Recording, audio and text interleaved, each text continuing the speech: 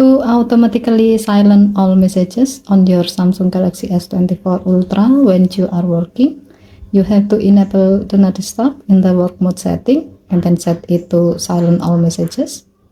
To do so, swipe down the top of the screen and then tap setting icon.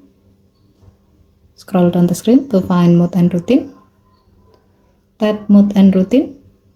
While you are in the mode section, tap work. Tap stay focused. Under suggested action section, tap Do Not Disturb. Tap calls and messages. Tap messages and then make sure to set it to none. Tap the back key.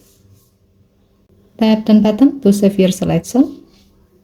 And then tap done button again to save the change. With this setting, your phone will automatically silence all messages when work mode is on. Okay, thank you for watching. Please help to like and subscribe. Have a nice day.